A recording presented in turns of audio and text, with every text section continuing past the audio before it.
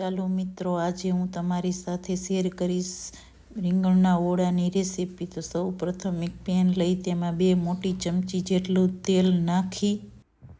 તો તેલ સરસ ગરમ થાય એટલે તેમાં અડધી ચમચી રાઈ, 1 ચમચી જીરું, અડધી ચમચી હિંગ અને થોડી એવી હળદર નાખી. તેમાં આદુ લસણ મરચાંની પેસ્ટ નાખી તેને સારી રીતે સોતે કરી લઈએ, જેથી તેનો કાચો સ્વાદ બધો નીકળી જાય અને તેલમાં સરસ ચડી જાય. તો તેને હળવે હાથે મિક્સ કરી લઈએ. મેં આમાં એક લીલી ડુંગળીનો પણ ઉપયોગ કરેલો છે, જે આપણા રીંગણના ઓળામાં સારો એવો તેનો સ્વાદ આવશે.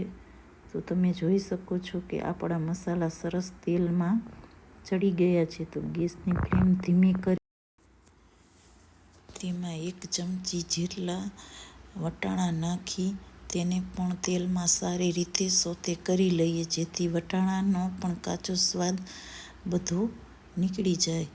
તો તમે જોઈ શકો છો આપણા વટાણા પણ સારા એવા સોતે થઈ ગયા છે. તો હવે તેમાં અડધી ચમચી હળદર, 1 ચમચી ધાણા જીરું પાવડર, 1 ચમચી કશ્મીરી લાલ મરચું, 1 ચમચી શેકેલા જીરાનો પાવડર, સ્વાદ પ્રમાણે મીઠું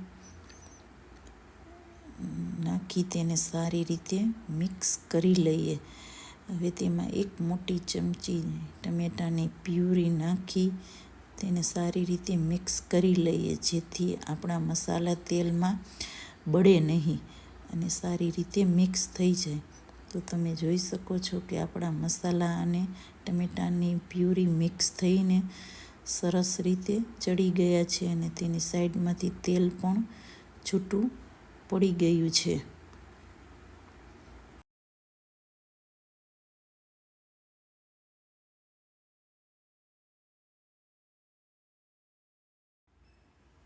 હવે તેમાં 1 મોટી ચમચી જેટલું પાણી નાખી તેને સારી રીતે મિક્સ કરી લઈએ, જેથી આપણા મસાલા બળે નહીં.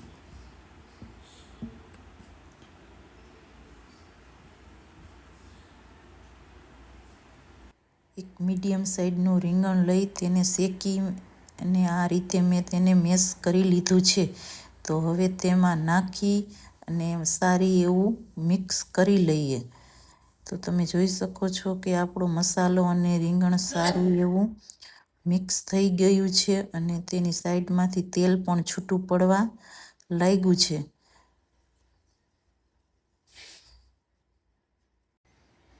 તો આ સમયે હવે અડધી ચમચી ગરમ મસાલો નાખી તેને સારી રીતે મિક્સ કરી લઈએ. આ ગરમ મસાલો મેં ઘરે જ બનાવ્યો છે. જો તમારે આની રેસીપી જોતી હોય તો તમે મને કમેન્ટ બોક્સમાં જરૂરથી જણાવજો.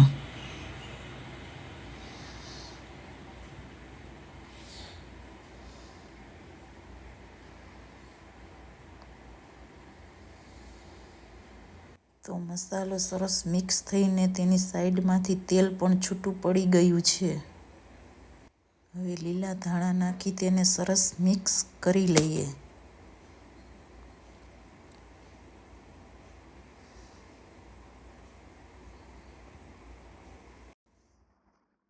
તો જોતાં જ ખાવાનું મન થાય તેવો રીંગણનો ઓળો તૈયાર છે.